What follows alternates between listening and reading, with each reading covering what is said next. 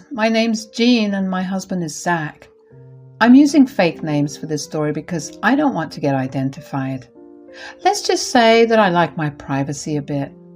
Anyway, this story is about my entitled and downright crazy sister-in-law, Sarah. This woman has been the bane of my existence since day one. She hated me and hated the fact that her brother got married before her. After our engagement, she threw multiple fits to get us to cancel our wedding. Thankfully, none of the people around her were on her side. On our wedding day, she took the microphone and announced her engagement to everyone. She even decided to cut our wedding cake before we could. These are just some examples of what Sarah is like. Zach and her parents always spoke against her, but my husband never cut her off. She was his only sibling, so Zach didn't have the heart to abandon her. We had countless fights about this, but never resolved. Her behavior always escalated and caused trouble for us. She never apologized for creating problems or improved her behavior. Even Sarah's fiancé, Cole, was tired of apologizing to us on her behalf. Sarah was overall a very bad person who made my life hell. But I wasn't prepared for just how crazy she was. It all started on the day I announced my pregnancy to her and my in-laws. We already had the baby's gender and decided to reveal it at a family dinner. Everyone was of course happy for us and super excited. But Sarah absolutely lost her damn mind. She said, No, there is no freaking way. You are not having a kid before me. This cannot be happening. Sarah, why are you saying stuff like this? It's not a competition to have children. You will have one too when it's the right time. Yes, it's a competition, Zach. I am older than you and deserve to have the first kid in this family. Your witch wife is not taking that away from me. It's bad enough that you got married before me. Sarah, there is no harm in getting married or having a child later. Our child wasn't planned anyway, but we are happy to have him now. Listen to me, Jean. You are not having a child before me. I won't allow it. You need to do something to make this right. You will not have this child. Are you insane, Sarah? What the hell do you want me to do? Make a time machine and go back to the past? You will get rid of it, Jean. I allowed you to get married to my brother, but I won't allow this. You will not have a child first. You will wait till I have my one child. I was baffled by Sarah's horrendous solution to her own problem. I was trying very hard to understand if she was joking or not. She told me to get rid of my child so that she could have the first baby in the family. I was freaking shocked and mad. Judging by the faces of everyone else in the room, they were shocked as well. Zach said, Sarah, this child will be your nephew. How can you say these things about your own blood? I don't care if he is my own blood. I don't want him to be born. It's still early and very few people know. You can get rid of it very easily. Absolutely not, Sarah. We are not getting rid of our child because of your self-created problems. We cannot do that. Yes, you will do that. If you can't do it on your own, I will drag you to a clinic and make you do it. Hell, I will even pay for the entire thing. What the hell is wrong with you? What are you even saying? You should be happy for them, not tell them to get rid of the baby? Suddenly, Sarah was being confronted by everyone in the family. Zach was more heartbroken than mad. Even my in-laws were berating their daughter for being such a horrible person. The entire ambience turned so bad that I and Zach left early. On our way to the house, I made it clear that I wanted nothing to do with Sarah anymore. This time, Zach agreed with me. I was happy that he was finally doing something to stop his wicked sister from ruining our lives. But Zach did 180 within the next 3 months. Sarah didn't reach out to us in these 3 months, so the piece got to Zach's head. He said, "Jean, I've been thinking for a while. I think it's time we allow Sarah back into our lives." "Why the hell would we do that, Zach? Are you even hearing yourself?" "Look, I know that you think my sister's crazy, and I have my doubts as well, but she hasn't said or done anything in the past 3 months. I really want our child to know their Aunt Jean. She is my only sister." "Yes, your only sister who wanted us to get rid of her nephew. Your logic is impeccable, Zach." "What happened is in the past now, Jean. I'm sure she has had time to calm down and rethink things." "Mom and Dad are also saying that she has come around. Maybe we can give her a chance. Why don't we meet her at the family dinner next week?" "It's cruel to ask Mom and Dad not to invite her. We can't keep skipping family dinners just because she's there." Zach and I had a long discussion and a mild argument about his logic. However, I could tell that he was determined to bring Sarah back into our lives. I was not on board with his logic, but thought that I could give Sarah a last chance. Besides, I didn't want Zach to blame me for separating him and our son from Sarah, so I agreed to give her a chance. Don't worry, I also promised myself to be cautious. I didn't trust Sarah at all, especially after her outburst. Well, turns out I was right not to trust Sarah. We had the dinner planned and everyone was excited. Even Zach was excited because he thought that this time he would get a positive reaction out of Sarah. I highly doubt that and was proved right a day before the party. It was Cole who called me with the bad news. He said, "Sorry for disturbing you, Jean. I know you're having a hard time with this pregnancy and I don't want to stress you out anymore, but I needed to tell you something." "What is it, Cole? You sound very upset. You can tell me what's going on." "It's about Sarah, Jean. She's been making plans to sabotage your pregnancy. I'm afraid she wants to hurt your child." "What do you mean, Cole? This is a very serious accusation. You need to tell me everything." "Sarah has told her parents about bringing cupcakes to the dinner. What she didn't tell them is that she has planned to put aspirin in your cupcakes. She knows that the doctor advised you against taking aspirin, and she knows what will happen if you do." So, Sarah wanted to make aspirin-laced cupcakes for me. This woman went to the extent of making a special dish solely to make me lose my baby. When Sarah's fiancé told me about this, I was freaking horrified. He said that he tried his best to stop Sarah from being so vindictive, but he was unsure if Sarah would listen to him at all. He was already getting super frustrated with her and said, "I can understand why you're speechless, Jean. You might think that I'm making stuff up. Believe me, I would have been relieved if this was a joke. Unfortunately, it's not. This has been haunting me for a while, Jean. I knew I needed to tell you." "It's all right, Cole. I really appreciate that you told me about this. You did the right thing. It is difficult to believe that Sarah would go to this extent, but you never know how bad people can be." "Trust me, Jean. I'm horrified by Sarah. I'm thinking long and hard about whether I want to stay with such a sick and twisted person." "I can understand that, Cole. If I were in your shoes, I would have second thoughts too. She's acting like an insane woman. It's downright scary." "I knew that, Jean. I have been with her for 5 years. There is a reason why I waited so long to propose to her. I genuinely thought that she was improving. However, now I see that she hasn't improved one bit."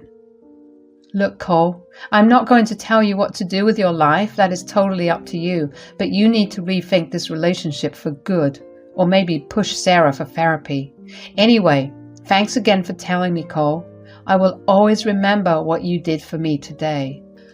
I said that and hung up. What Cole didn't see was that I was on the verge of having a nervous breakdown. I was alone at home and extremely hormonal. Still, I tried to concentrate on my breathing and stay calm for the sake of my child. There was no way I would do anything to hurt my child. I calmed myself down even though a few tears escaped. I wondered if I should tell Zach about what Cole told me today. Zach still had a lot of love for his sister, especially now that he was going to be a father. I wasn't sure what Zach would do, so I decided to wait till the day of our family dinner. On the day of the dinner, I went to my in-laws' house with a little bit of nervousness. My hormones were all over the place, and I prayed that I wouldn't attack Sarah once I saw her. I was in Mama Bear mode, and the thought of someone hurting my child sent me into a rage. Zach could tell that something was up. He asked me multiple times if I was okay, but I told him that we would talk after dinner. Very unsurprisingly, Sarah and Cole both came for dinner. Sarah was excitedly telling her mom how she was trying a new recipe and made cupcakes for everyone to try. I stayed quiet and stopped myself from beating the shit out of her. Cole also kept looking at me with worried eyes. After dinner, Sarah presented us all with her special cupcakes.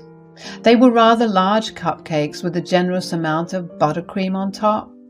It was so big that she had to serve it on plates. She smirked at me when she handed me my plate. She also kept a plate for herself and went to the kitchen to get a fork. Yes, she eats her cupcakes with forks. When she left, I immediately swapped my plate with hers. No one noticed it. Not even Cole. They were busy appreciating the beautiful cupcakes. Sarah came back and we all had the cupcakes. Sarah made a face when she had hers. She immediately looked at me while I smiled sweetly at her. I said, "Is something wrong, Sarah? You don't look too happy with your cupcake. I must say that it is delicious. We all know what a good baker you are. You have outdone yourself." "I know how good my skills are, Jean. You don't have to patronize me. I can tell by looking at everyone that they enjoyed my treat. You are the one who didn't clean your plate." "Oh, you used a lot of chocolate, Sarah. You know it contains caffeine, right? I already had a small bar of chocolate before I came here. I don't want to overdose." "Jean's right, Sarah. Cupcake is good, but she shouldn't be eating it all today. We can't risk hurting the baby." "Sorry about that, Sarah, but by all means finish your cupcake, Sarah. It would be sad to waste such a nice cupcake. I will take mine home and finish it tomorrow." Sarah looked really mad at me and dropped the issue. She reluctantly finished her own cupcake, even though she knew that she had eaten the wrong one by mistake. But she wasn't sure if I was the one who swapped it. Sarah was clever. She added a lot of chocolate and sugar so that the bitterness of the medicines could be reduced. Still, somehow, she could taste it on her cupcake. With her plan failing, she went home early, mad and upset. I was glad that I was able to save myself before anything happened. When we went back home, Zach immediately asked me what was wrong with me today. He said, "You said that you'll tell me what's bothering you. Now that we're home, I don't see why we can't discuss this now." "Zach, I really want to tell you, but I don't know how you'll react to this." "What is it, Jean? I promise I'll stay calm. There's no way I would do or say anything to affect my pregnant wife." "Zach, your sister tried to make me lose our baby. She laced my cupcake with aspirin tablets. Cole told me her plan last night. I avoided taking the cupcake by swapping her plate with mine. Since it's just aspirin, I let Sarah eat her own special cupcake." "What the hell are you saying, Jean? There is no way this is true. I know my sister has been very mean towards you, but she would never do this. This has to be a joke, Jean." Zach and I argued for a long time. I even asked him to talk to Cole and verify the facts. Zach had a hard time believing that Sarah would do something so horrible and twisted. He was in complete disbelief. Just as I was going to call Cole for verification, he called us instead. He seemed panicked and told us to meet him at the hospital. Apparently, Sarah had to be admitted. We rushed to the hospital and found Sarah lying on a bed, crying her eyes out. Even Cole had tears in his eyes and was crying in a corner. When we asked him what happened, Cole started to get really mad. "You want to know what happened? What I told Jean was exactly what happened. Sarah laced Jean's cupcake with medicines to make her lose the child. At the family dinner, Sarah accidentally ate the cupcake made for Jean. Sarah was pregnant and didn't know. We have lost the child due to her psychotic planning. What? Sarah, is this true? Jean told me everything, but I refuse to believe her. Tell me this is not true, Sarah. Don't stay quiet. I want answers. Did you try to hurt my child? What will she say, Zach? I don't think she's mentally in the right place to accept her wrongs. Hearing me speak, Sarah started to rage at me. She started to scream and hurl insults at me and the baby in my belly. The things she said were so vile that I cannot put them here. I am sure it will offend and traumatize you guys just like me. The venom Sarah spewed shocked me, Zach and Cole equally. But I didn't have to say anything back. They were quick to step in for me.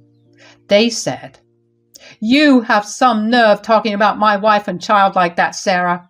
I cannot believe how evil you have become. You are sick and out of your mind, Sarah. I made a mistake by ever allowing you back in my life. I simply wanted my child to have his aunt in his life, but now I see that I invited a monster." Shut up, Zach. Just shut up. I have had enough of you and your wife talking about the baby. I'm sick of it. I never wanted to be in your damn baby's life. I hate him. And I hate your wife. She should have lost the child, not me. How dare you, Sarah? How dare you blame Jean for this? This is all your fault. We lost our baby because of your fault. I warned you, begged you not to do this. You didn't listen to me. Did you expect to get away without consequences after planning something so horrible? I was right to do what I did. I wanted to end that child. I'm older and should have been pregnant first. She had no right to steal that from me. I hate her, and I hate her damn baby. If only I had been careful, it would have been her on this bed. You will pay for this, Jean. I will destroy you for killing my child. You must be truly delusional to still blame me for what you did. Had you not made a laced cupcake for me, this wouldn't have happened. It's the universe's way of punishing you for what you tried to do to me. Karma is truly there. No, this is all your fault. I know you must have done something. I made sure you got the laced cupcake. I made sure you would lose the baby. Yes, Sarah, you did everything you could to make me lose my child. Unfortunately for you, Cole told me your plan. At today's dinner, I swapped my plate with yours. I had no idea that you were pregnant, and I am guessing neither did you. After hearing this, Sarah started to scream at me again. She actually tried to get out of bed and lunge at me. Cole caught her and kept her on the bed. Sarah didn't realize that she had confessed to her own evil plans. Zach was furious and said, "That's it, Sarah. I loved you and wanted my child to have an aunt. I got carried away with my emotions and let you around my wife and child again. I had no idea you would go this far to satisfy your ego. What Jean did to you was an accident, but what you did was intentional. There is no way I am ever allowing you in our life again. I am freaking done with you. Cole, I'm sorry, man, but you should really start reevaluating your engagement." You know what, guys? I don't have to think about this anymore. After today, I want nothing to do with you, Sarah. This engagement and relationship are both off. You can keep the ring. I won't stay with anyone who's so hell-bent on ruining others. You are leaving me, Cole? This is Jean's fault that I lost our child. It was your fault that you leaked my plan to her. You are equally responsible for me losing my child. How the hell is Cole responsible, Sarah? He tried to stop you multiple times. You were the one who didn't listen. And don't accuse Jean. She is not some psycho who goes around casually plotting to kill babies. You are the one who did this and got trapped in your own plan. Cole, I support your decision to leave my sister. You can move in with us if you need to be away from her. We don't mind. Cole immediately accepted Zach's offer and decided to stay with us for the time being. He was so disgusted with Sarah that he didn't want to be around her anymore. My in-laws came to see Sarah and were given all the sordid details of what transpired. They were horrified to know that their daughter had turned into a psychopath. They supported us, but also decided to take in Sarah at least until she got back on her feet. We made sure that my in-laws would stay with Sarah and then left. In the next few days, there was radio silence from Sarah. My in-laws gave her a stern talk and threatened to kick her out if she didn't keep her mouth shut. They didn't want her to disturb me since she was making some nasty threats towards me. At the end of 2 weeks, they were forced to get her admitted to a psych ward. Apparently, some of Sarah's friends got to know that story and contacted my in-laws to share more tales of Sarah going mad at them and doing nasty stuff. My in-laws finally realized that something was wrong with Sarah and got her admitted to a facility. But Sarah dropped out by herself within a week and threatened them for putting her there. My in-laws were then forced to call the police and get her taken away. They are heartbroken and don't want anything to do with her anymore. Now, let's get on to some good news. I gave birth to a healthy baby boy very recently. The stress from Sarah made me and Zach really anxious till the birth of our son. Things have cooled down now, so I have decided to post the story. Cole is also doing okay and has moved to a place nearby. We have allowed him to meet our child since he has become a friend now. Sarah doesn't contact us anymore since we put a restraining order against her. We used all the evidence from her texts and witness reports from Cole to get the order done. Since Sarah cannot contact us, she posts as her parents sometimes. But my in-laws refuse to enable her anymore and are keeping her out of their lives for good.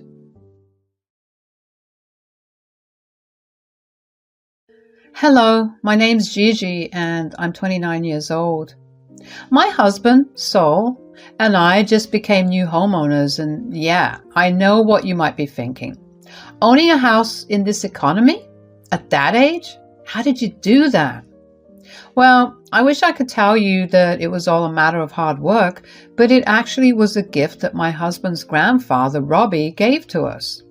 But my mother-in-law, Jen, who was staying with us, had a lot to say about it, and that did not go so well for her. Before I tell you my story, I feel like it's important to give you a little backstory about my husband's family and how we came to be in a relationship. For starters, I have an awesome relationship with Saul's recently retired grandfather. Yes, grandfather. His name is Robbie. Robbie had single-handedly raised Saul's mother, Jen. His wife had died during childbirth and he loved her too much to even find anyone else. He has admitted to Saul and me that he felt bad that Jen never got to have a mother, so he spoiled her senselessly. Robbie is a pretty wealthy man. He comes from family wealth and he's never afraid to splurge on the people he loves. So when I say that Jen was spoiled when she was growing up, I mean it. Jen always got what she wanted, and that attitude carried on into adulthood because Robbie could never say no to her. Jen had gotten pregnant when she was 17. The father ran away because he wanted nothing to do with the child, and Jen never revealed who the father was either.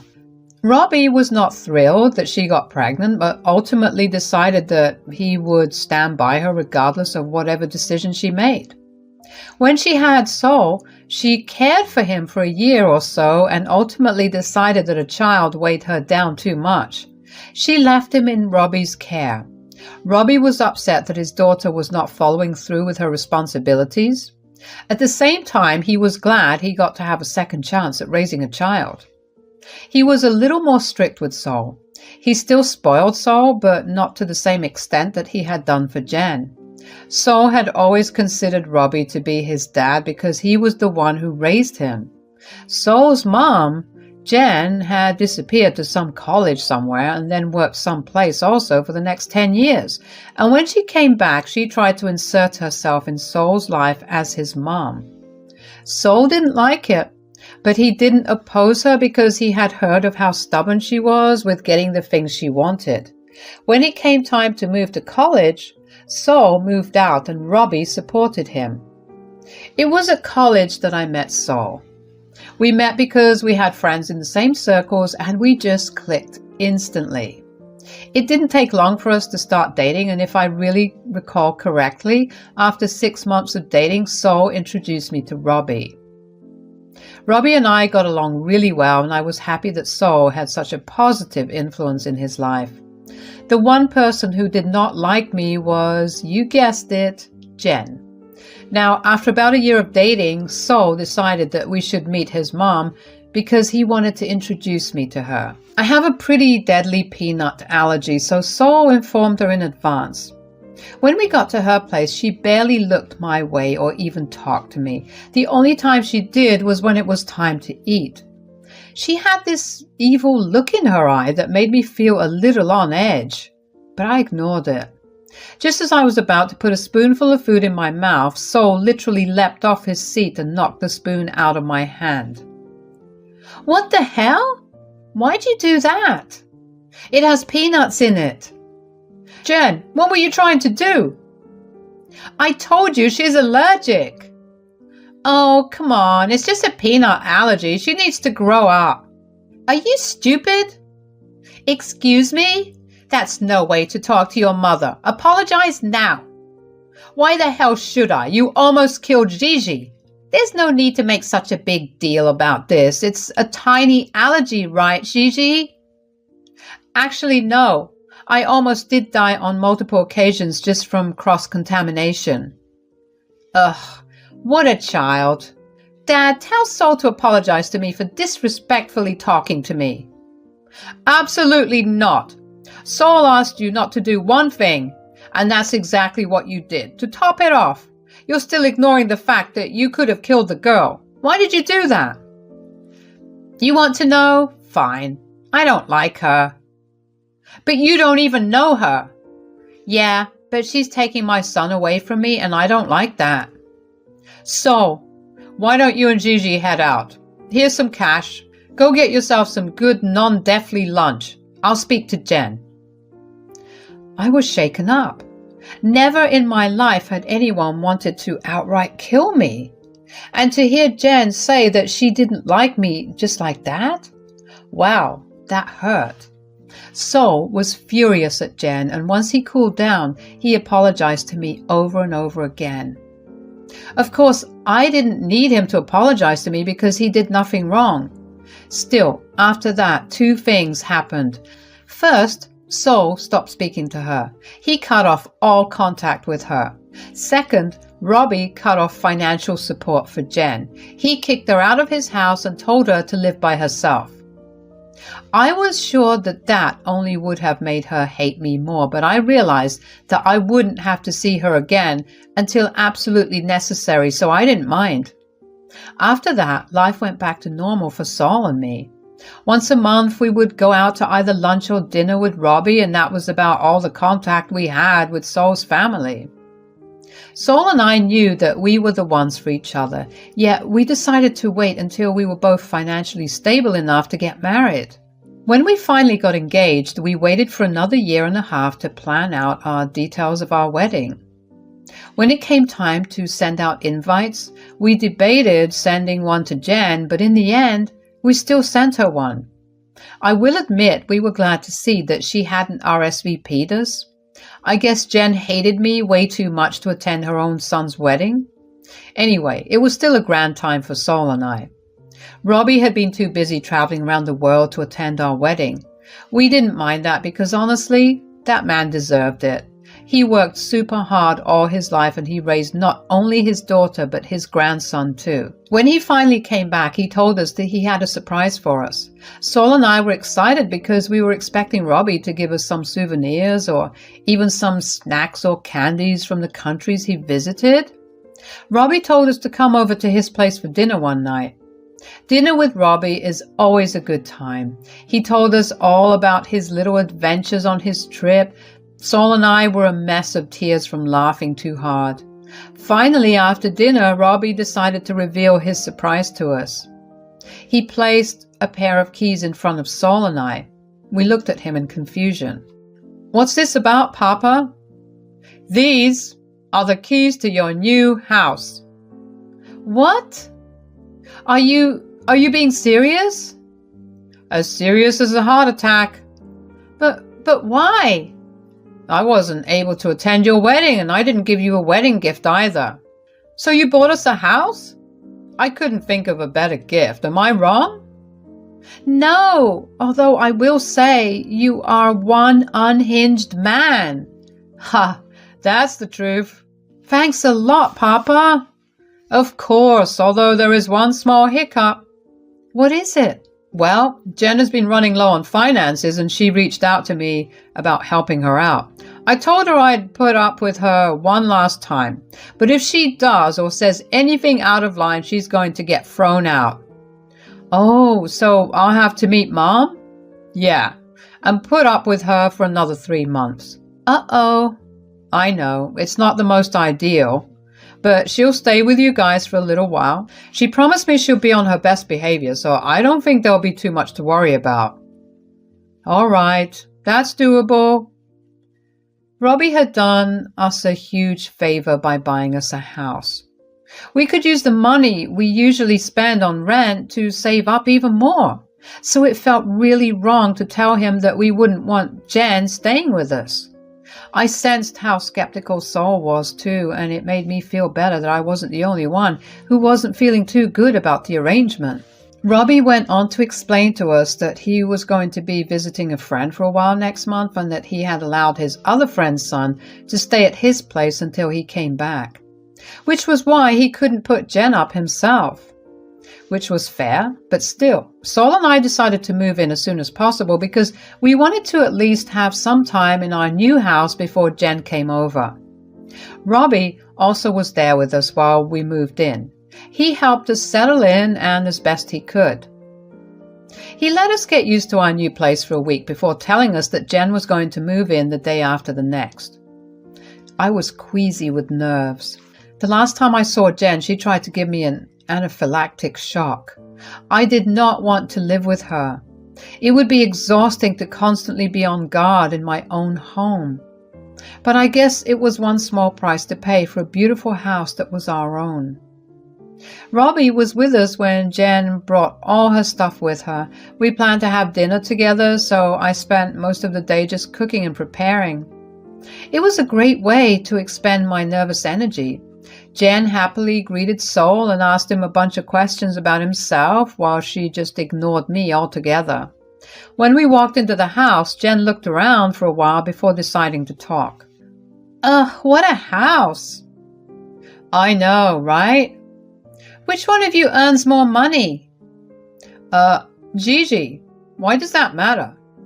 First of all, that's embarrassing. You need to earn more than her. Secondly, this is an ugly house. Excuse me? Mom, that's unnecessary. I can see that you guys really struggled to buy this place. It really is the ugliest place I've stepped foot in. That's really rude to say, especially when you'll be living here because we let you. I know, it's a shame that this is where I have to live until I move. You're being very hypocritical. At least we were able to afford a house. You can't even afford to rent a place. You only talk back this way to me because of your wife. If it wasn't for her, you'd have been worshipping the ground I walked on. There's something seriously wrong with you. Okay, that's enough. Let's just get on with dinner. Robbie must not have told Jen that he was the one who bought the house for us. When Jen called the house ugly, I saw Robbie's expression harden, and then she went on to say a lot more stuff, and Robbie looked like he was ready to throw her out. I have to admit that Jen calling our new house ugly hurt. The funniest part was that Saul was the one who was in charge of the interior decorating, and he did a fantastic job at it. If she had known that, I doubt she would have said any of the things that she said. And to hear her insult me again was no fun either. It was kind of sad that I was prepared for it, though. She constantly mocked me and insulted me because she always thought that I had taken her son away from her. But I guess she just never realized that her son was avoiding her for the longest time. He just started speaking up because her actions and words began to affect me. Dinner was awkward. Saul and Robbie seemed majorly ticked off from the previous interaction with Jen, and Jen did not seem to pick up on the vibes because she went on to keep trash-talking the house. At some point, though, it just got so funny to me. The fact that she didn't know anything and here she was openly slamming her father and her son. After dinner, Jen told us that she was jet-lagged, which is very funny because she literally flew over from one state over where there's no difference in time zone, and retreated to her room. At that point, Robbie, Saul, and I made our way over to the den where we discussed what had just happened. Well, that was terrible. I swear, if she wasn't my mother, I would have had some very choice words to say.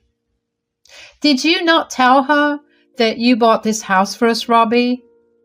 I didn't see why I had to, but I guess that worked in my favor because I got to see if she was going to be any different, which she won't. It's going to be rough living with her. But it'll be okay. It's only another 3 months. She'll be out of our hair before you know it. Hell no, I'm not letting you guys live with a monster like that. The only reason I made this arrangement was because she begged me for a whole month to help her out and promised me over and over again that she had changed. I see no change in her, and I don't want to help her out anymore. Oh, wow. So are you just going to kick her out? Yeah, I don't think it would be that easy. Remember the tantrum she threw when you cut her off financially before? She will not leave this house that easily. I think that issue can be solved pretty easily. We'll just change all the locks in the house so she won't be able to get back in. But she doesn't have her set of keys yet? I've got them right here. Just give them to her tomorrow morning before you guys head to work. I know she'll want to go out and meet some friends. When she gets back, she'll be stuck outside till you come back. That should teach her a lesson. It was nice to have Robbie side with us. If there was one thing that Robbie absolutely hated, it was being ungrateful. That was literally Jen's entire personality.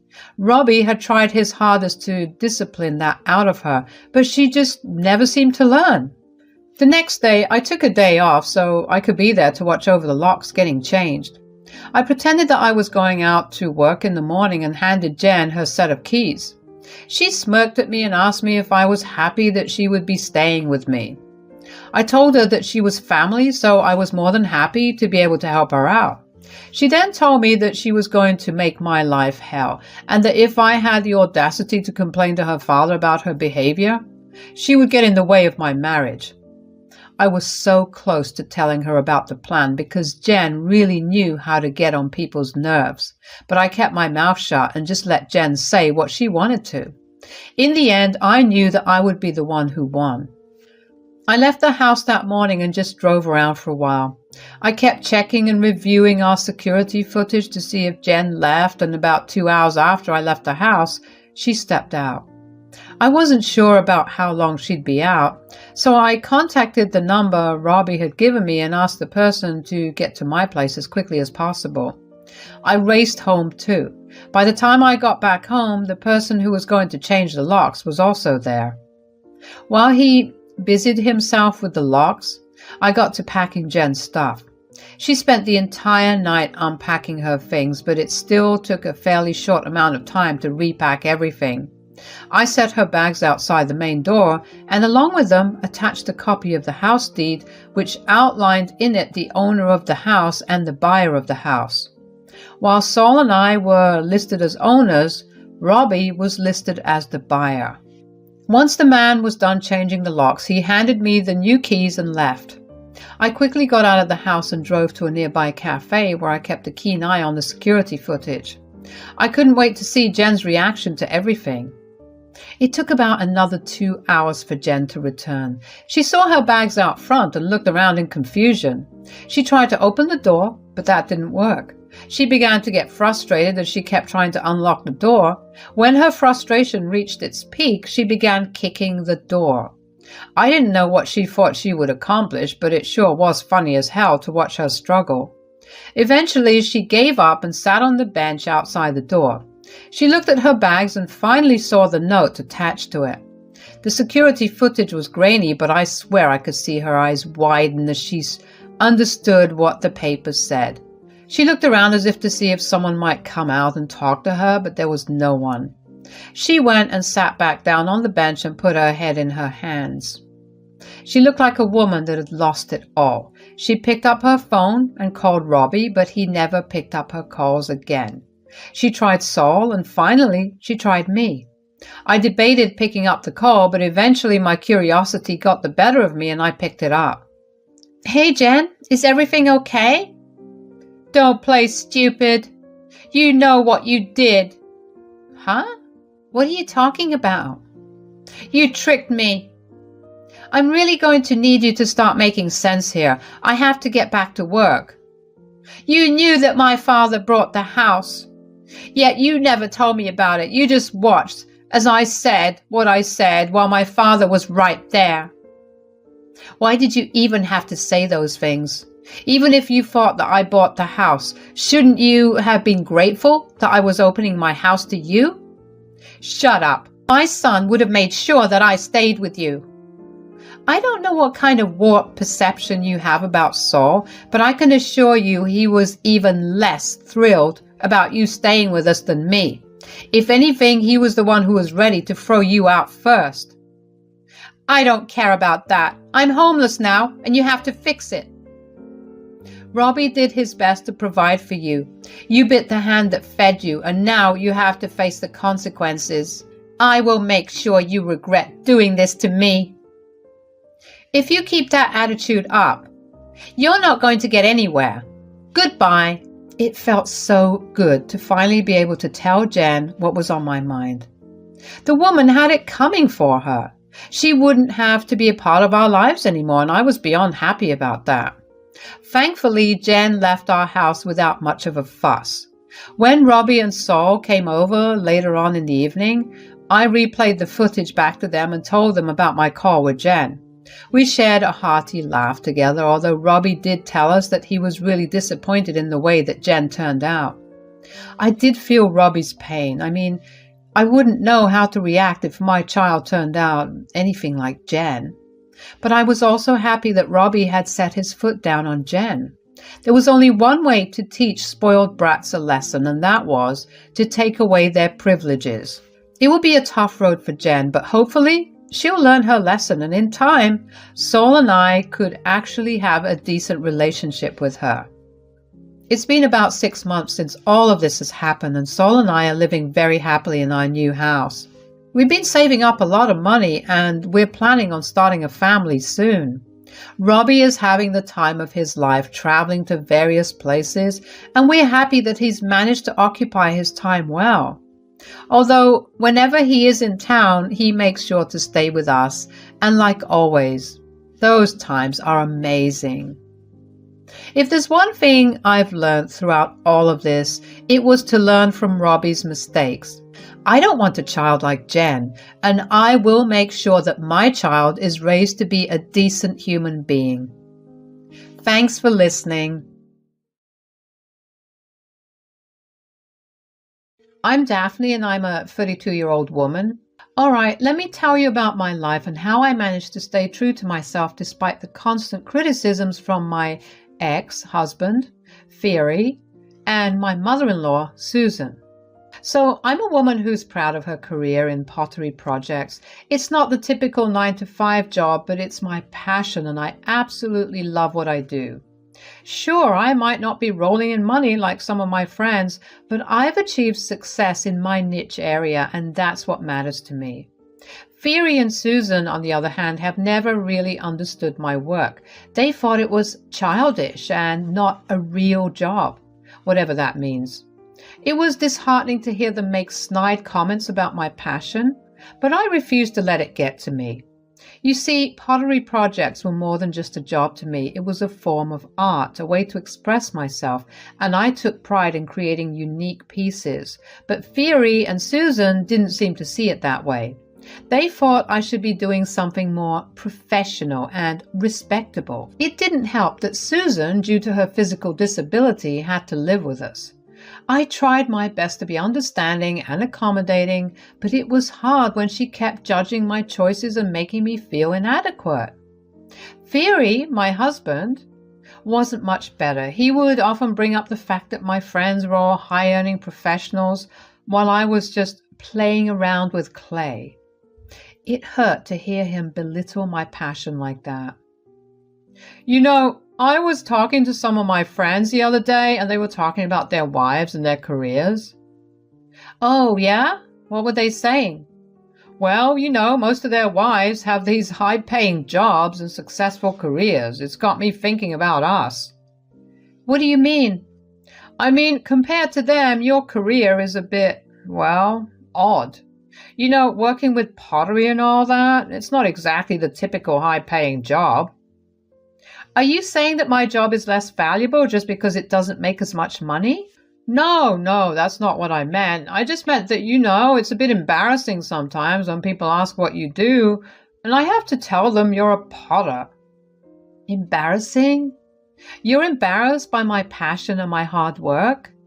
No, it's not like that. I'm proud of you and what you've achieved. It's just that sometimes I wish you had a more conventional job, you know. So you're saying that you'd rather I give up my passion and do something I don't love just to fit into your idea of a perfect wife.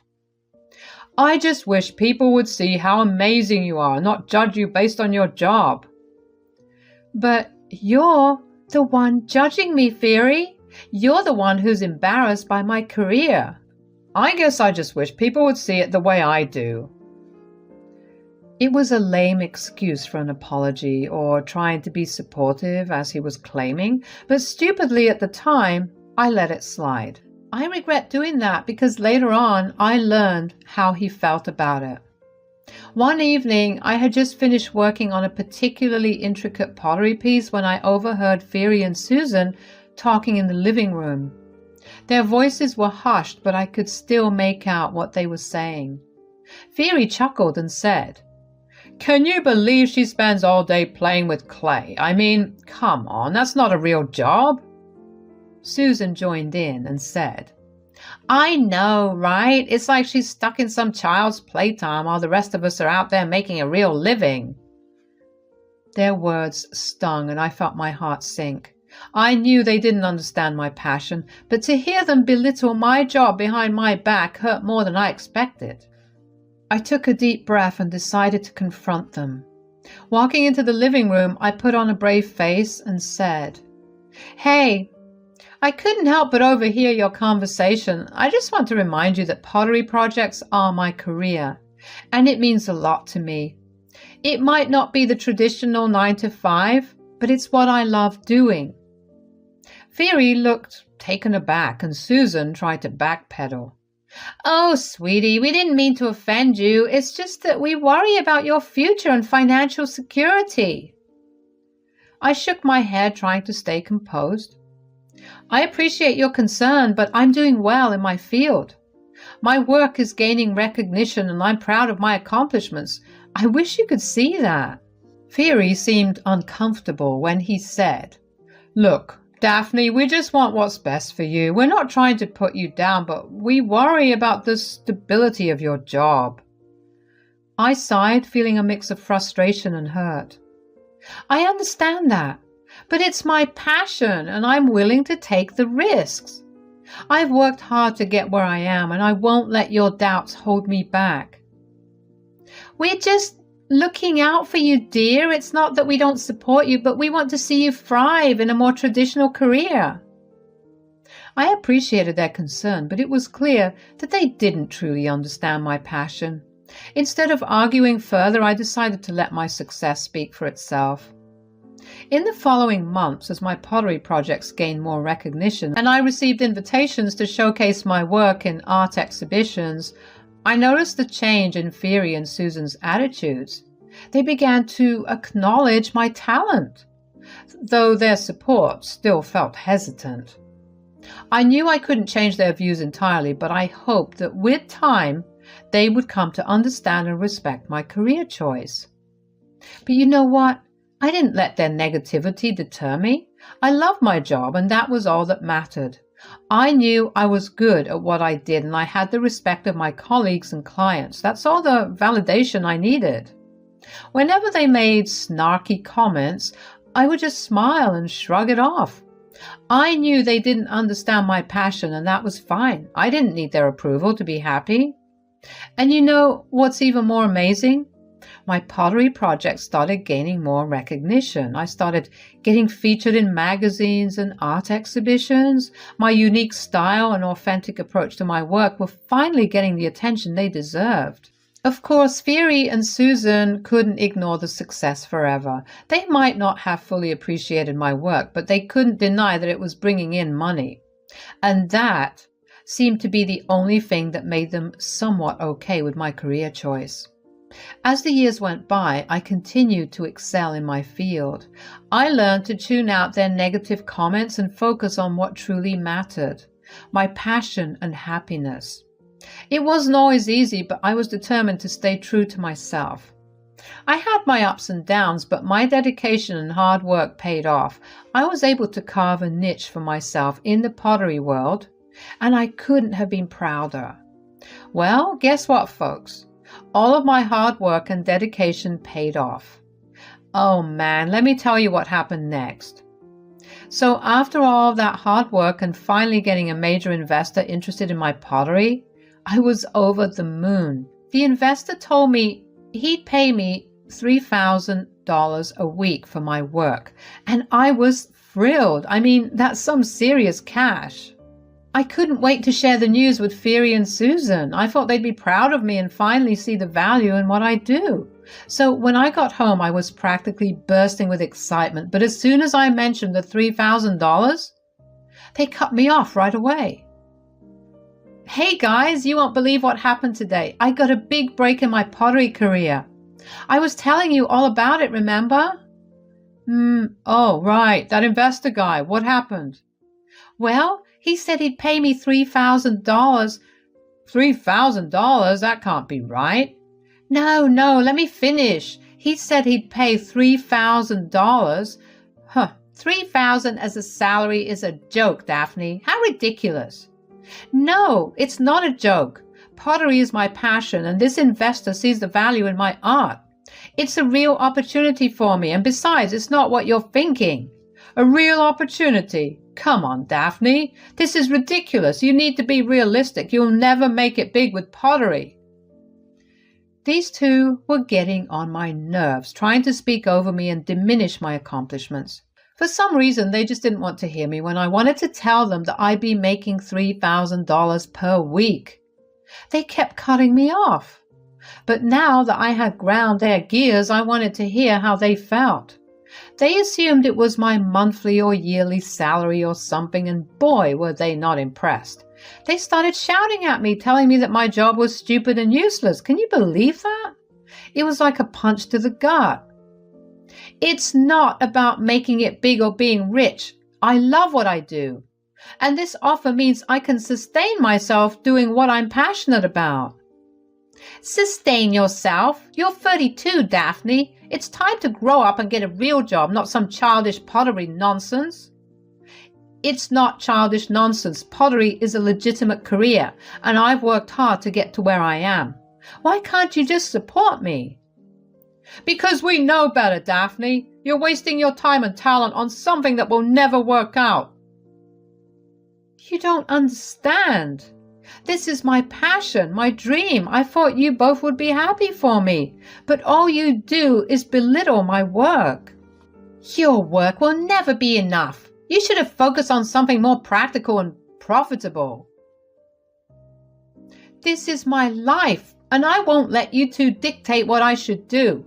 I'm proud of my career, and I won't let your negativity bring me down.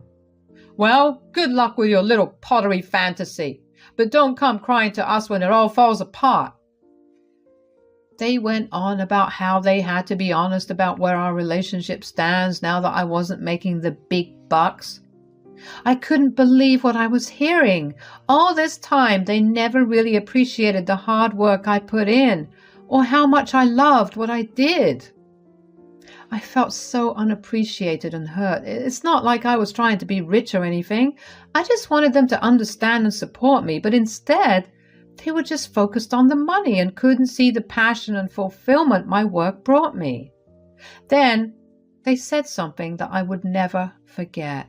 I couldn't believe what I was hearing. Fiery and Susan were telling me that they didn't care about our relationship anymore because I might not make as much money as they expected. It was like they were putting a price tag on our marriage. Look, Daphne, we've been thinking about this for a while now. If you're not going to be making the money we thought, then there's no real reason for us to stay together. That's right. We can't be associated with someone who's going to be struggling financially. It's just not acceptable. To say I was shocked would be an understatement. Are you serious? You want a divorce just because of money? It's not just about money, but it's a big part of it. I mean, I've been wanting a divorce for a while, but I thought your income would at least make things easier for me financially. I can't believe you're doing this. I thought we had a real connection, a real relationship. Well, relationships change, Daphne, and if you can't provide the lifestyle we want, then there's no point in staying together. So, it was all about money for you two? You never really cared about me, just what I could bring to the table? I mean, it's not the only factor, but it's a significant one. I can't believe I married someone who values money more than love and connection. I'm disgusted. Love doesn't pay the bills, Daphne. You'll understand that one day. Well, I'd rather have love and passion for my work than a marriage based on materialism and greed. Fine, have it your way. I'll file for divorce and we can all move on with our lives. Good riddance, Brokey. As Fiery and Susan left the room, I felt a mix of emotions.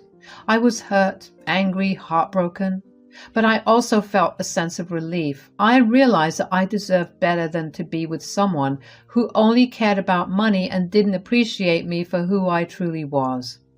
It was time for me to focus on my career and my passion and surround myself with people who truly valued and supported me. As painful as it was, this divorce was a chance for me to embrace my authentic self and find happiness on my own terms. After I left the house, I had a mix of emotions, hurt, anger, and relief. Fiery and Susan seemed kind of embarrassed and guilty for how they treated me, but it was too late to take back their words. The damage was done, and I was ready to move on. I called up my lawyer friend right away to speed up the divorce process. I wanted to be free from Fiery and his toxic mom ASAP.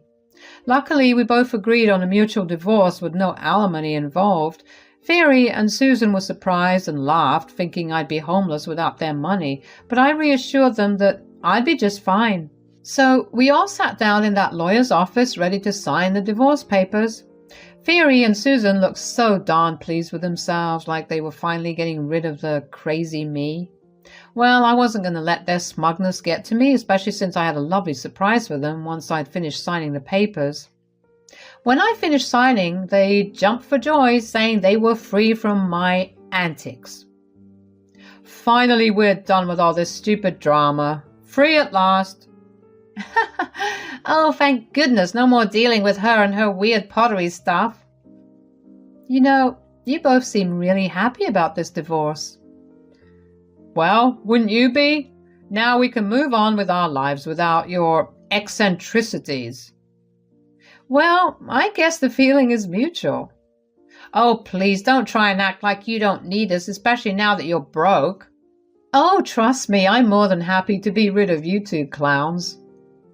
Clowns? How rude. Rude? Maybe, but I don't mind being rude to people who are beneath me. Beneath you? What? Are you stupid and deaf? Okay, enlighten us then. Well, for starters, I've got some pretty exciting news. You see, that night when I told you I'd be making $3,000, you didn't let me finish my sentence. I'll be making $3,000 per week. Phoebe and Susan's jaws practically hit the floor. Their faces went pale as they realized the mistake they made. The kind of money I'd be making could afford me a whole new life and easily cover Susan's medical expenses. Talk about a mic drop moment. I couldn't help but savor the shock on their faces. It felt so darn good to turn the tables on them. I was finally free from their toxic attitudes and the constant belittling of my passion. Wait, $3,000 a week? Are you serious? Yep, dead serious. But we thought you were going to be poor without us. Yeah, you both seem to have a habit of underestimating me.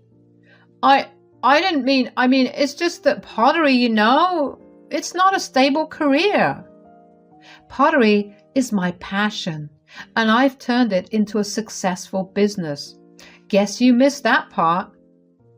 We didn't realize. Yeah, you didn't realize. You never took the time to understand or appreciate my work. You were too busy belittling it. I didn't mean to hurt you. I just thought... You thought wrong. You both thought wrong about a lot of things. Daphne, we didn't know. We were just worried. Worried?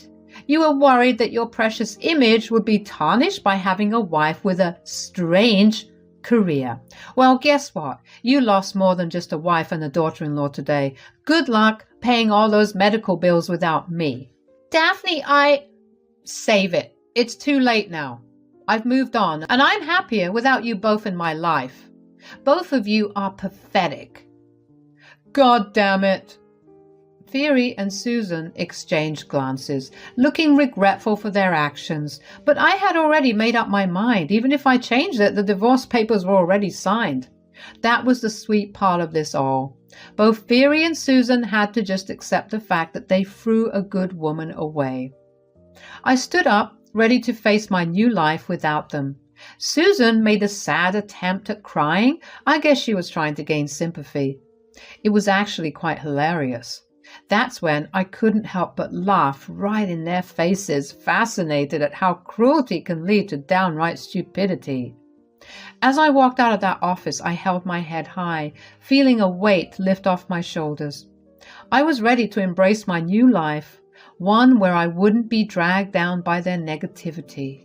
And you know what? Life without Phoebe and Susan turned out to be pretty damned amazing. I focused on my pottery work, pouring my heart and soul into it, and you know what they say? Do what you love and the money will follow. Well, it sure did for me. My pottery project started gaining traction and I started getting more and more clients. That $3,000 per week turned out to be just the beginning. I was earning even more than that, and I was damn proud of it. I moved into a cozy little apartment, and I finally felt at peace. I surrounded myself with supportive friends who appreciated my work and encouraged me to keep going. Meanwhile, Phoebe and Susan were left to deal with the consequences of their actions. I heard through the grapevine that Phoebe's finances took a hit because he squandered it on some shifty business deals. I guess he was trying to get rich quickly, and it didn't pay off. The sad part was that Susan was struggling with her medical bills. Part of me wanted to feel some satisfaction in their misfortune, but I realized that I had moved on from all that drama. I was too busy building my own happiness to waste any more energy on them. So the moral of the story is, don't judge a book by its cover. Just because someone's career doesn't fit your idea of success doesn't mean they aren't making bank. And sometimes the people who look down on you end up eating their words. Life is too short to be weighed down by toxic people. Find your passion, embrace it, and surround yourself with those who uplift and support you. Trust me, it's a recipe for happiness and success. Hello, my name is Perry and I'm 28 years old. This event actually has this huge backstory behind it. I come from a complicated family, to say the least, but this incident will revolve around my pathetic excuse of a father, and I'm only speaking about this because I need to rant about everything that happens somewhere. My dad had married my mom when they were only 19. You see, my mom got pregnant with me then. They were supposed to be a casual fling only, but well, that couldn't happen anymore. My dad had initially wanted to leave, but his parents threatened to cut him off if he abandoned his child. So you can imagine the mindset with which my dad was entering into parenthood. My mom came from a religious family, so they got married pretty quickly. When I was born, my dad was barely around. All of my earliest memories were with my mom itself. I remember hearing them fight a lot. Mom would always be crying while my dad yelled at her. He used to tell her that he was miserable all because of her. I remember not liking him for a long while. Even though there was a lot of negativity in my house, my mom made sure to shield me from it all to the best of her abilities. My mom was diagnosed with late-stage cancer when I was 6, and she was gone within a year. Of course, I was devastated. I would cry and scream for her, and that only seemed to get my dad even angrier. He never fully abandoned me, but I was almost always at my grandparents' place. A year after my mom passed away, Dad got married to my stepmom, Stacy. Stacy had 3 children of her own. Around the same time, Dad's business had started to take off. He was making enough money to buy a mansion-sized house for all of us to live in. But all of that meant nothing much to me because it was all just hell. Stacy hated me. She actively tried to make my life hell. She always insisted that I call her mom, even though I told her that she was never going to be my mom. Dad also took her side, and I was often grounded for weeks because I refused to call her mom. I remember one time Dad and Stacy cornered me when I was 13 years old and asked me to let Stacy adopt me. "Perry, we have something important to discuss with you." "I want to adopt you as my child too." "No, I told you, you're not my mom, and you won't ever be." "I do not remember saying that I'm asking you." "That's unfair. You barely gave me time to process Mom's death to begin with. You brought a whole new woman into my life and you expected me to call her Mom from the start? I don't want another mom. I had the best one." "Get over it, Perry. It happened years ago. What was so perfect about your stupid mother anyway? All she did was make my life miserable." "At least she was there for me. All you ever did was make her cry." "Perry, this is no way to speak to your father." "Whatever. I'm going to my room." Things only got worse from there. Dad stopped looking my way entirely. He refused to have a conversation with me unless it was to yell at me for something Stacy or her kids complained about. I tried to have at least some form of a relationship with him, but he made it explicitly clear that he disliked me. And Stacy didn't make things better for me. She kept telling me that I was the black sheep of the family because I refused to let go of my mom. She told me that I was a painful reminder of her to my dad, and that if I just gave in, my life would be easier. Of course, I never listened to a word of what she said. When both of them realized what they wanted was never going to happen, they resorted to ignoring everything regarding me. I was left alone to fend for myself. By this time, I was around 14. I was given a monthly allowance to survive on, and that was about it. I wanted to run away from home, but my grandparents on both sides had passed away, and I had no contact with any other family member. While I struggled, my step-siblings lived lavish lives. There was not a thing they didn't get, regardless of whether they asked for it or not. They had all the latest gadgets and all the best things in life. They went to these expensive private schools and had an allowance that was at least 3 times more than mine. This only made me angrier because these kids were younger than me. What had I done that was so wrong? I was still my father's daughter. I tried to talk to him about it, but he wouldn't even engage me. He would walk past me like I didn't exist. Meanwhile, Stacy would smirk at me and offer fake sympathy. When I turned 16, my monthly allowance stopped. I was told to get a job and sustain myself that way. Of course, I was exhausted every single day. Juggling school and work was tiring, but no one really cared. The only solace I had was my best friend and the thought that once I turned 18, I would have access to the trust fund my mom set up for me. My mom came from a pretty wealthy family. As soon as she found out she was pregnant, she set up a trust fund in my name. When my grandparents passed away, my inheritance was put into the trust fund. Would I have liked the money at that point itself? Yeah, but life was not going to be easy that way. I think my breaking point was when I was 17. I had already been supporting myself because my dad spent everything he earned on his stepkids. I had begun to find money missing from my wallet. Initially, it was only small amounts, but then it started to get bigger. Of course, I freaked out, but I couldn't really point fingers at anyone because I had no proof of anything. Of course, I didn't rule out the possibility that I was misplacing my money. So I started saving all my bills and keeping accounts of every purchase I made.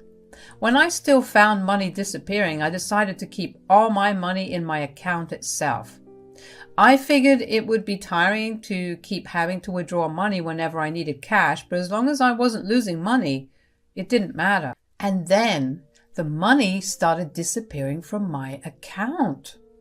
I was furious. I knew for sure that I wasn't the one who was spending it. I went through my transactions online and found out that money had been transferred from my account to my stepsister's account. I saw red at that point. I confronted my stepmom about it because I knew that talking to my stepsister would do nothing. Your daughter has been stealing money from me. You better put her in her place. Stealing? Oh, honey, I doubt that she would steal from you. Well, look here. These are my bank statements, and they clearly show that money has been sent from my account to hers. Maybe you sent her the money because she asked you to? I know I didn't. She never even asked me. Look, why don't you just put this behind you, yeah? She's your sister after all. She must have needed a little money. How can I put this behind me? I'm the one responsible for myself. There's never enough money for my needs. So when your daughter steals from me, how do I continue to survive? Stop being dramatic. All she took was $40. She didn't only take $40. She's been stealing from me for months now. I've been struggling for a while now, but none of you guys seem to care. You know what? I'll stop being dramatic when you pay me back the $300 she took from me. How could you be so selfish? It's your sister. She's not. Even if she was, any reasonable parent would have reimbursed what she took from me. Oh, so you think I'm being unreasonable? Yes, obviously. Wait till your dad hears about this. I groaned because I knew where that was going to go. But at that point, I had given up hope. I knew that whatever my dad heard from his lovely wife was going to trump everything I said. I knew at that moment that I couldn't go on living that way. I began packing all my things while I waited for my dad to come back home from work. The only reason I didn't leave immediately was because I had hoped that he would listen to me. I wanted to give him one last chance. But since there was a large possibility that he would ignore everything I said, I made arrangements for my stay at my best friend's place. Her parents were more than happy to help me out. I only had a few more months until I turned 18. Once I turned 18, I would have been able to get my own place. I had enough saved up for at least a small deposit, and my best friend's parents also offered to help, so I knew that everything would turn out all right for me regardless of what my dad said. That evening, I heard my dad walk into the house and I heard Stacy talking to him. While she was talking to him, my stepsister, who had been the one who was stealing from me, peeked into my room and smirked at me. She told me that I had made a big mistake by telling her mom about what she had been doing. She planned to make my life hell, so she wished me all the luck in the world. She left before I could get a single word out. I knew then and there that I wanted to get out for sure. There was no way that I was going to be staying in that house anymore because no one, and I mean no one, would listen to anything I said. My dad would never even raise his voice against his stepkids, and Stacy thinks they're just little angels. Just as I was about to get ready to leave, I heard my dad angrily walking up the stairs. I quickly stuffed away my packed things under my bed and sat on my bed while trying to look like I was simply reading a book. My heart raced with anxiety as I waited for my dad to come in and start yelling at me. "You called your mom unreasonable, Perry? That is beyond disrespectful. Did she tell you why I called her unreasonable? Just because one of your sisters took some money from you isn't a good enough reason. She didn't take money from me. She stole it from me." Oh, wow. So first you're disrespectful to your mom, and now you're just outright lying to me. I'm not lying. I have proof. I don't care. That proof is probably fake anyway. You'll really do anything so you can get attention, won't you? Why would I purposely lose money to get attention? So you can get money from us, obviously. Why do I have to get money from you, when as your daughter it's your duty to provide for me? Don't backtalk me. You're grounded for a month. But not a single word. You're such a disappointment. With that went my plan of running away. Well, at least for a month. My dad walked out of my room with my laptop and my phone. I had no other option but to wait until I was not grounded anymore. Of course, I felt super sad and angry. I was upset that my dad had always chosen his other family over me. At that moment, I wished that I had my mom more than anything. I spent the next few days just crying. That month was hell for me. My stepsister kept up with her word and actually made my life hell. She kept pulling these pranks on me that always involved me getting hurt or embarrassed in some way. Like she once added Nair to my shampoo, and thankfully I figured something was off with the way she was insistent on me washing my hair that day. Another time she spilled oil on the kitchen floor and screamed, knowing that I would rush to her. I ended up slipping and falling pretty hard. She never got scolded because they were always just pranks. If anything, that got laughs from my dad and Stacy. They always applauded her for her genius pranks. By the end of the month, I was so ready to leave the place behind me. I couldn't even call that place home because I only ever felt uncomfortable there. On the day that I got my phone and laptop back, I waited until everyone in the house fell asleep to text my best friend. She came and picked me up. I managed to sneak out of the house without making a single sound, and in that moment, I had never felt freer and more excited for the future. From then on, my life only took a turn for the better. My best friend's parents gave me a room in their house and treated me like I was their own child. My money was mine to keep because they took care of my every need. I was truly blessed to have such kind people in my life. As soon as I turned 18, I was given access to the trust fund my mom had set up for me. It had more than enough money to get me through college and take care of me for a little while after I graduated as well. I got into my dream college and I moved states to attend it. I was a stellar student and I worked on the side too. I knew that I had more than enough money to live well, but I didn't want to solely depend on the trust fund. I worked at a local coffee shop to live well. I was able to rent a small apartment and I finally felt free and alive. I barely heard anything from my dad. I got one text from him asking me where I was the morning after I left.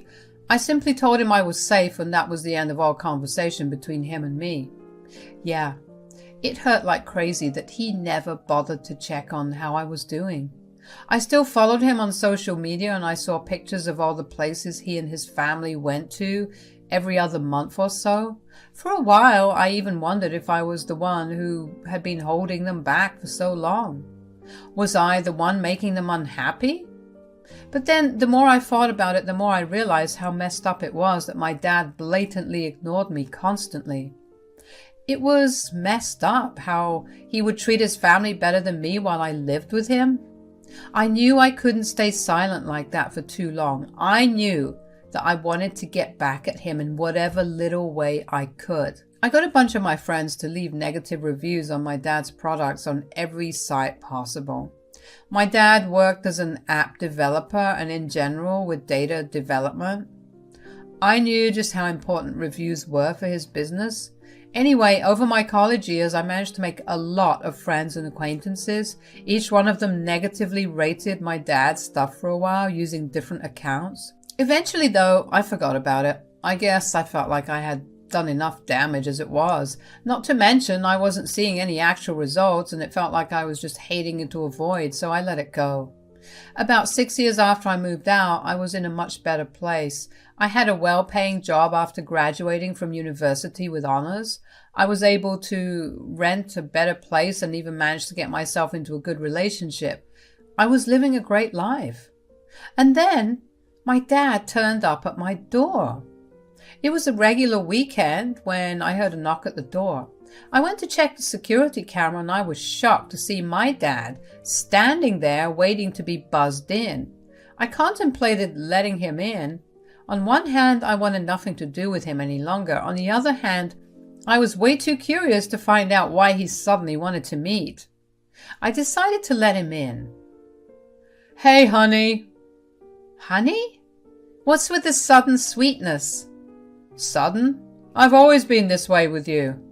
"Oh, just cut it out already."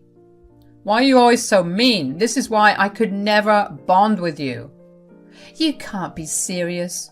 You went 5 years without talking to me because I'm mean?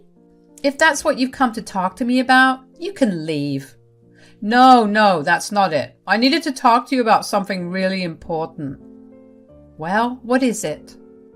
"I see that you're living a very good life now. Is it all your mother's money?" "Why? Do you only think I'm capable of being successful because of my mom's money?" "Well, no, but I'm just wondering." "At least I had one parent that cared about me." "Oh, don't be like that, Perry." "Just tell me what you came here to tell me. The more I listen to you talk, the angrier I get." It was true. I really did begin to feel immense amounts of rage the more he stood in my living room and talked. Somehow he did not feel remorseful at all. He was purposely saying things that he knew would irritate me. The only reason I let him stay is because I was too damn curious to find out what it was that he wanted to tell me. Dad shuffled around on his feet and looked around my apartment for a minute, so I figured he would much rather have this conversation while sitting down. I led him to the couch and brought him a glass of water. "Okay, you're comfortable now. Spill." "So, I'm in trouble right now." "Trouble? What do you mean?" "My company went under." "Do you mean that you've had to shut it down?" "Yeah, it's been rough. I mean, everything I built has just come crashing down so hard." "How did it happen?" "I just made a bunch of terrible business decisions because I had a lot of negative reviews coming in for a long while. Those decisions only led to a loss of business. I had to close it down before I lost even more money." "How's Stacy and her kids?" "About that. They left me." "Left? Why? Weren't you like the best thing that happened to them?" "Apparently they were only there for the money. Stacy left me the day my company shut down, so it was like a double kill for me." "So what are you going to do now?" "Well, I was thinking that since you had all your mom's money still with you, or at least a good portion of it, you should help me out." "Should? Why should I do anything for you?" "Because you have money and I'm your dad." "Well, you're not my dad. You haven't been my dad for years. As soon as you married Stacy, you stopped being my dad." "How can you say that?" "You ignored me for years. You didn't even provide for me. You had so much money and barely any of it went towards me. You deserve everything coming your way." "I didn't raise you to be so heartless." "That's about the only thing you actually taught me. Get out of my house." I could tell that he was hurt by the way I was treating him. But then again, the air of importance he walked in with made me want to punch him. And for him to just demand that I fork out money and help him out was beyond anything that I had even expected him to do. Dad tried to protest, but I told him the same advice he gave me every time I came to him for help. This is your problem, not mine. This is life. Get used to it. I could see that Dad wanted to tear his hair out of his scalp in frustration, and that sight truly made me feel great. I couldn't believe that the little thing I did could have had such a large impact. I'm not even kidding when I say that I had actually forgotten about it, and even about him for a while. Seeing him again reignited all the hatred and anger I felt towards him. Disowning him as my father only made things sweeter for me. Finally, I got to do to him what he did to me for nearly all my life. Dad did end up leaving shortly after that. It took a while for me to calm down from that experience, but I managed to continue living my life normally. Dad kept trying to text and call me. He would keep switching between begging me to help him and calling me a selfish, ignorant brat who had no values. Either way, I never paid him much attention. I learned over time that he had been bumming off a few family members. He's been struggling while Stacy actually was living her life. She managed to find another man to hook up to, and my dad was very, very salty about that. His social media was filled with nothing but hate towards her. Several family members came forward and asked me to take my dad in, but I blatantly refused. I explained my situation to them, and while some of them agreed with me, most of them told me to let everything go because he was family. I reminded them that he was their family too, so they were free to help him out. Life since then has been good once again. I received a promotion and I'll be getting married next year. I know I struggled a lot, but I'm glad that I had at least one parent who looked out for me enough that I was able to finally make it in life.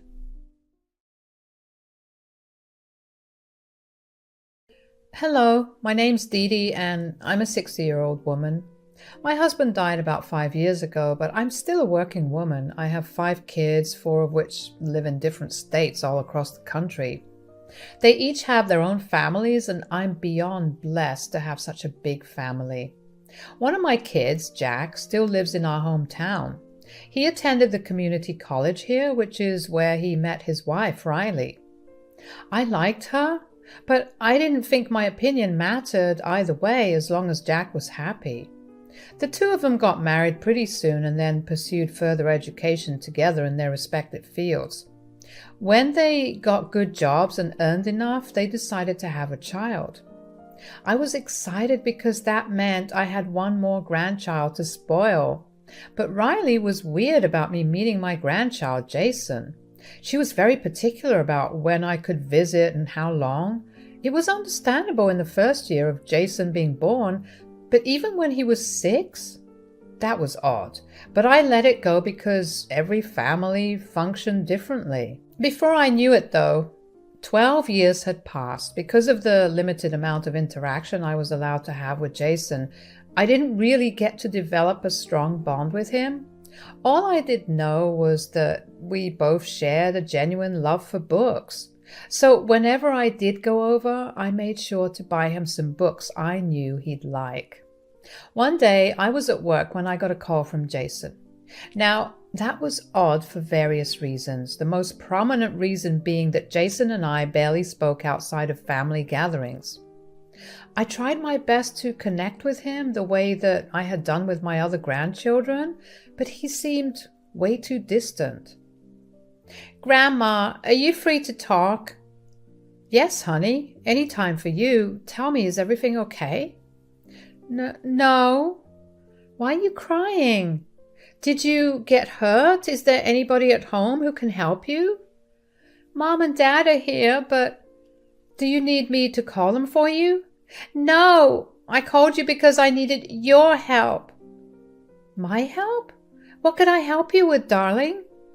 "I need you to save me." "Jason, what are you talking about?" "Don't laugh, Grandma." "I'm sorry, honey. That was not what I was expecting you to say." "I'm not kidding. If you aren't going to help me, I'll find a different way." "No, hold on. I'm sorry for laughing. Now, why don't you explain what you meant?" "I need you to save me from my devil mother." "Devil mother? Honey, what do you mean? She's not as sweet and nice as she acts. She's really mean to me when no one's around, and she keeps... Oh no, I hear someone coming up the stairs. I have to go. Please don't tell them that I've called. Bye. I was confused and concerned. As far as I knew, Riley was one of the sweetest people I knew. How could Jason call her a devil? I didn't believe him at the time because I figured that it was just him trying to get back at Riley. After all, she probably grounded him for something he had done. As far as I knew from what both Riley and Jack had told me, Jason had been a pretty mischievous child.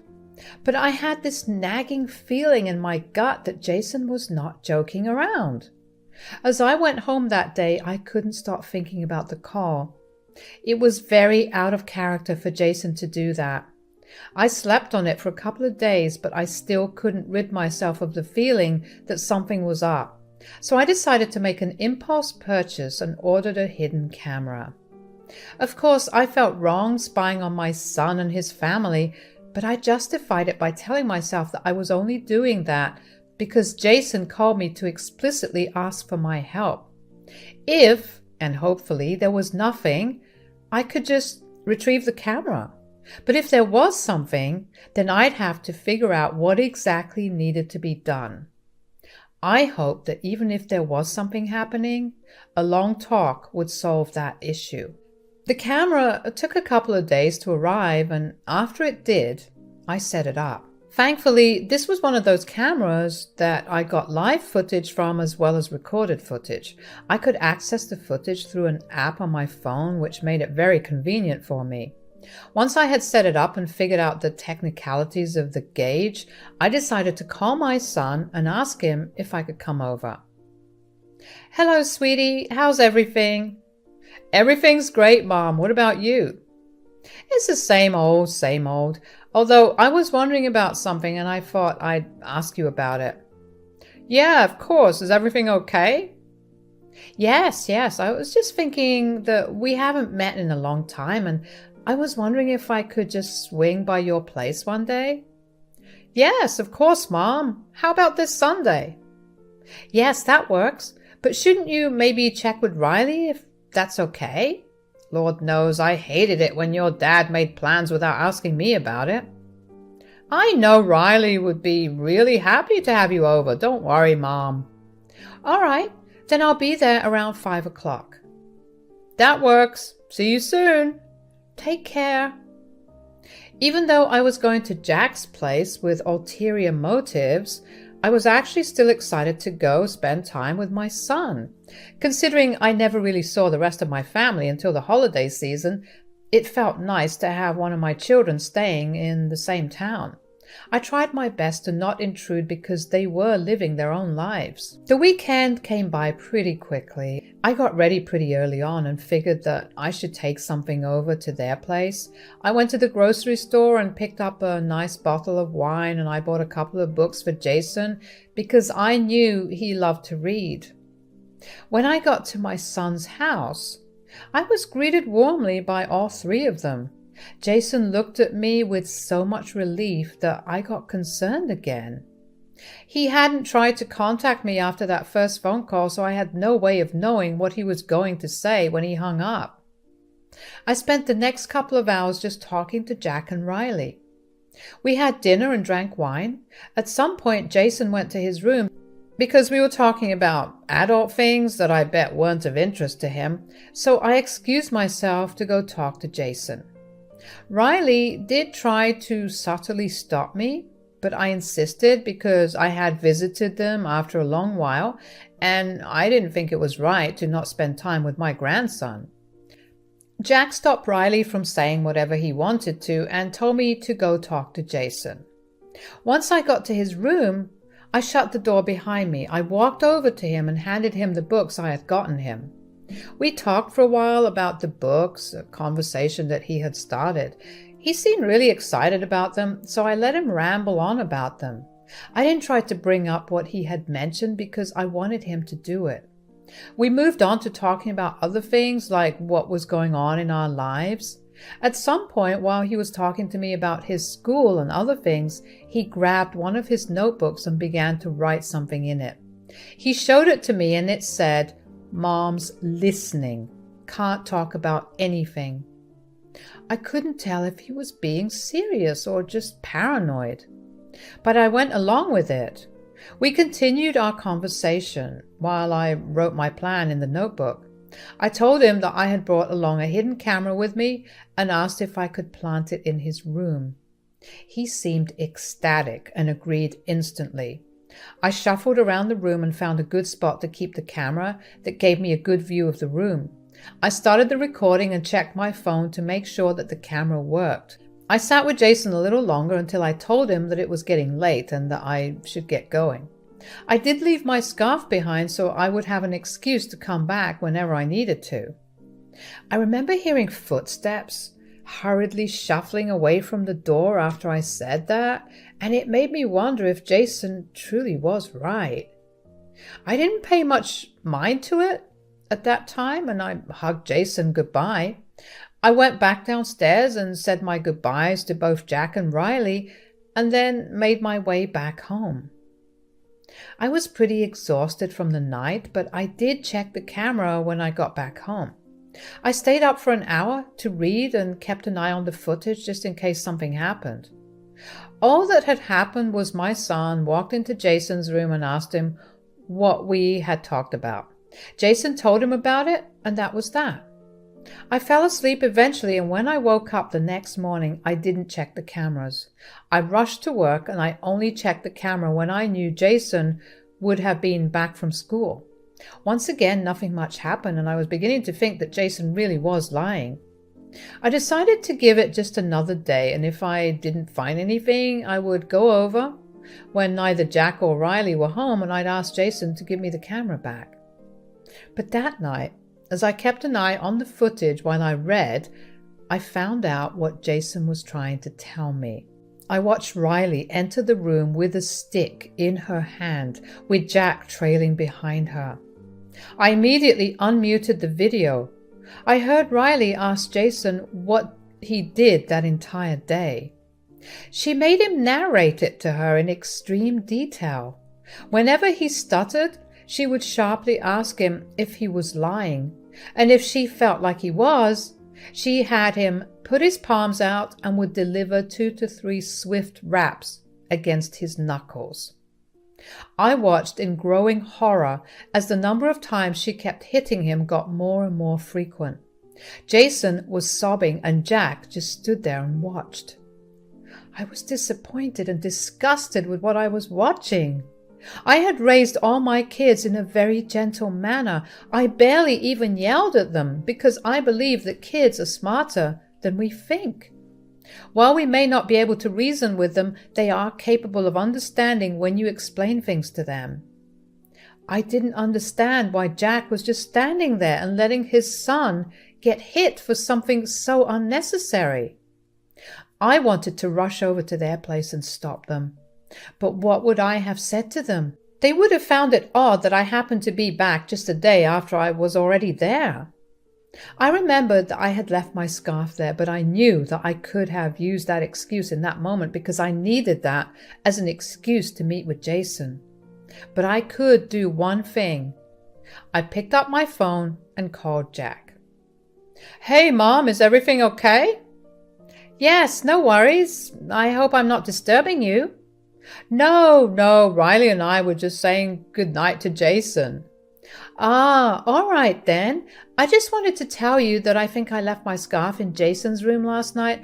I remember setting it down there, and then like a klutz, I forgot it there. Do you think I could swing by tomorrow and pick it up?" "Why don't I just come over and drop it off for you right now?" "No, I'm way too tired and I'm going to fall asleep before you even get here. I had a long day at work and I'm barely even holding up the phone right now." "All right then, why don't you swing by in the evening?" "I can't do that. I'm meeting up with a couple of my friends for game night tomorrow." "Well, Riley and I won't be back till evening. Why don't you swing by the day after?" "I need that scarf for tomorrow. We're having a themed get-together of sorts." Well, you could swing by in the afternoon. Jason will be home. Oh, lovely. I'll be there around 2. Good night, Mom. My heart raced as I came up with lies on the spot. At least my call distracted Jack and Riley enough for them to discuss whatever I had said to Jack instead of focusing on hitting Jason. But before they left Jason's room, Riley declared that Jason would not be getting any dinner or any other meals until dinner the next day. I was appalled. I wished I didn't believe that Riley and Jack would follow through, but from what I saw, I knew that wouldn't be the case.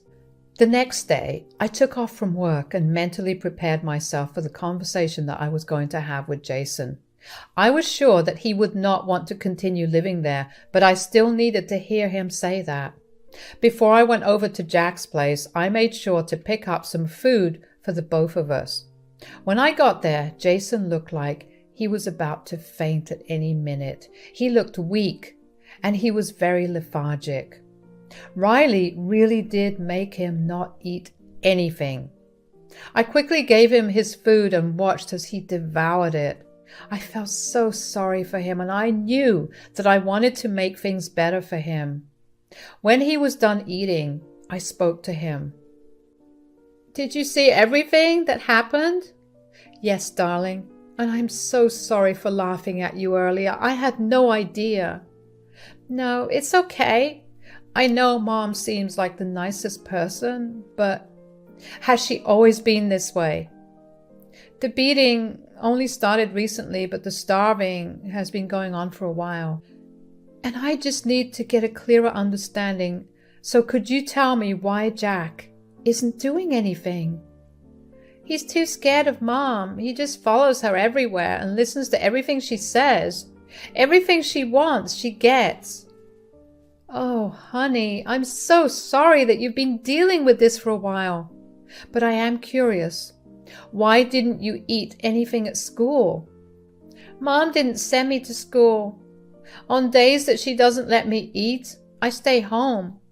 Mom measures how much of each food is there in the house, and if it's even 1 gram off, when she gets back, I get punished more." "So she's starving you and jeopardizing your education?" "I'm definitely going to do my best to help you out, okay? I need you to tell me right now if you would like to come live with me. I'll take care of everything you need, and I'll keep you away from Mom and Dad." "Of course, Grandma. Anywhere away from here will be great. I promise to only be good. Just please, take me away from here." "I promise I will, darling. But it will take some time. Do you think you can handle staying here for a little while longer?" "Yeah, I can. I've been living here for 12 years, so I can wait a little more." I carefully took away all the wrappers and made sure to leave no trace of any food there. I didn't want Riley to make things worse for Jason. I then helped Jason clean up any crumbs and then checked and double-checked to make sure we left the place exactly as it had been. I went back home and made sure to call Jack to let him know that I had gotten my scarf back and thanked him for being cooperative. Next, I contacted a good friend of mine who worked with family law. I explained my situation to him, and he told me that it would be hard and long to fight for custody of Jason. He also informed me that while I may be able to get custody, the judge may only give me a temporary one, and in that time, Riley could easily change up her behavior and get back her custody of Jason. I knew that getting her to court and trying to fight for custody was definitely not going to work in my favor, especially with what little evidence I had. But I did know one thing. I could use the evidence I did have to get her to make me Jason's legal guardian. You see, Riley worked as a counselor at one of the many middle schools in our district. I was sure that she wouldn't want her abusing her child to reach anywhere and take away her current job and future job prospects.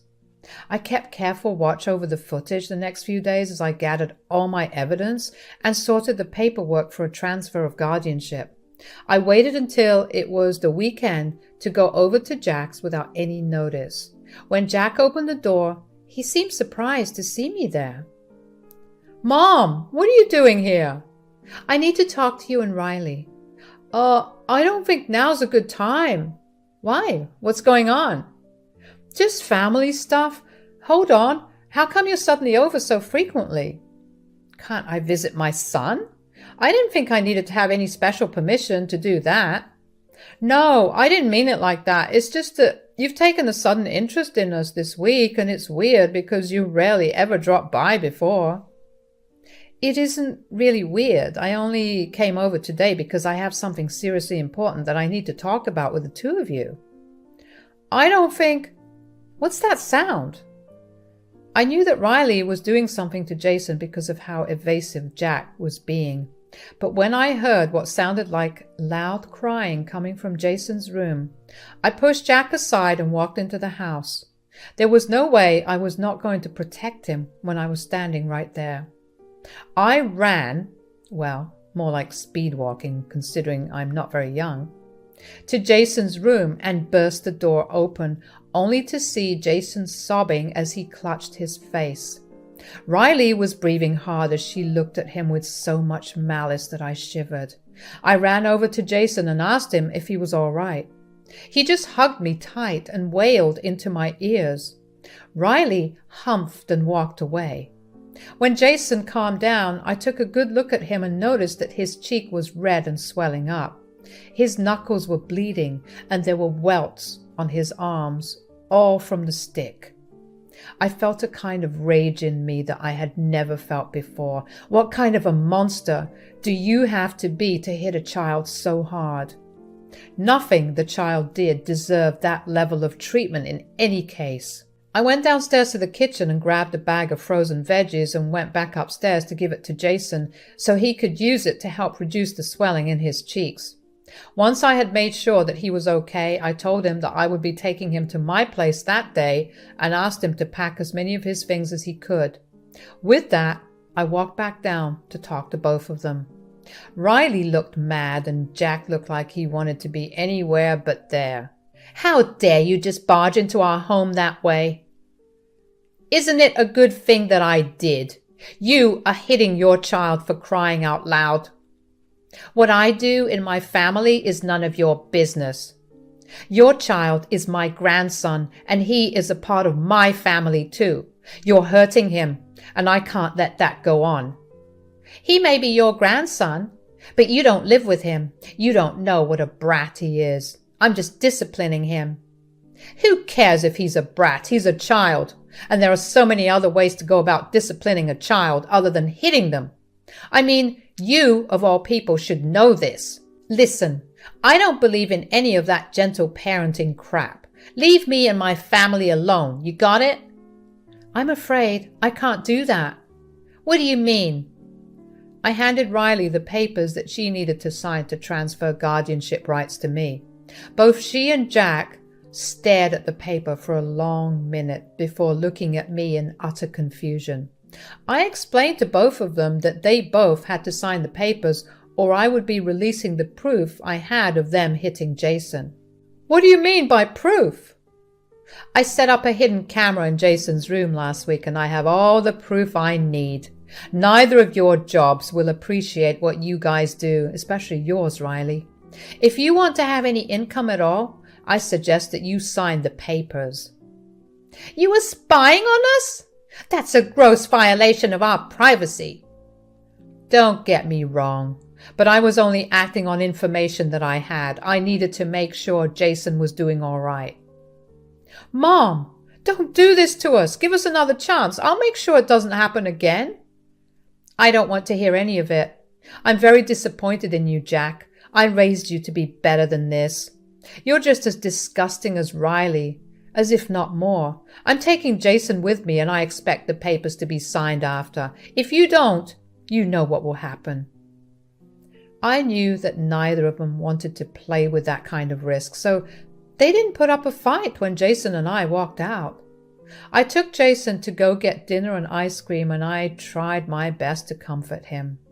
I provided him with a safe space to share his feelings and to just exist without the fear of one tiny action causing havoc. In the weeks that followed, I was granted legal guardianship of Jason. Riley and Jack cited that they planned to move to a different state and didn't want to disrupt Jason's education as a reason for transferring for guardianship. The two of them did end up moving, which proved to be a big sigh of relief for me. Jason is doing much better now and he seems a lot happier. Knowing that he won't ever run into his parents for a long while has brought about a better side to him. He's one of the kindest and sweetest kids I know. He thanks me every day for what I did for him, and I intend to keep my promise to always protect him for the rest of my life. Thank you for listening.